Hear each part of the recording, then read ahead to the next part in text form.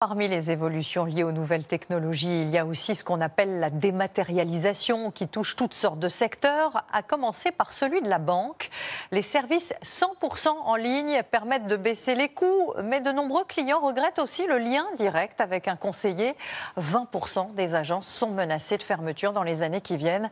Suzanne Prez et Axel Charles-Messens. À première vue, au moment de payer, rien ne différencie la néobanque d'une banque traditionnelle. Dans les deux cas, une carte bancaire et une application. Mais première différence, l'inscription.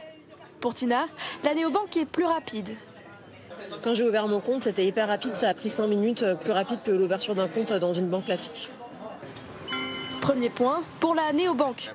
Comptez 5 minutes pour ouvrir un compte, contre 2 à 5 jours avec une banque classique. Deuxième argument de ces banques nouvelle génération, les prix. Ils sont très attractifs. Au lieu de payer un package de tenue de compte dans une banque traditionnelle qui peut être relativement cher, qui peut aller de 8, 9 jusqu'à 12, 13 euros par mois, si vous allez dans une néobanque, vous allez avoir votre carte physique gratuite. Gratuite et sans frais supplémentaires pour vos paiements à l'étranger.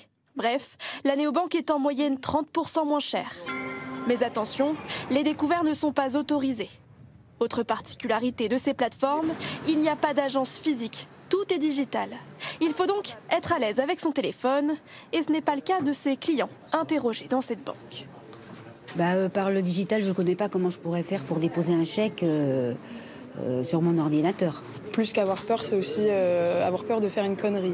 C'est un peu plus compliqué parce que là, pour avoir un interlocuteur, vous n'en avez pas.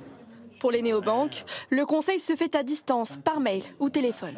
Côté service client, donc, la banque traditionnelle remporte un point. Si les enfants ont un souci ou les parents ont un souci, ils savent vraiment qu'ils peuvent se retrouver directement avec l'interlocuteur privilégié. Et justement, pour les successions, les divorces ou autres démarches compliquées, l'offre est généralement plus complète dans les établissements bancaires classiques. Égalité entre banques traditionnelles et digitales.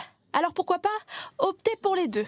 L'une pour les transactions courantes, l'autre pour les gros investissements. Certains clients choisissent aussi d'être multibancarisés, donc d'avoir plusieurs banques. Les bonnes pratiques, c'est d'avoir un compte dans une banque traditionnelle et puis peut-être un compte secondaire dans une banque en ligne. Finalement, tout dépend de votre profil. Pour vous laisser le choix, de plus en plus de banques traditionnelles développent elles-mêmes leur version digitale.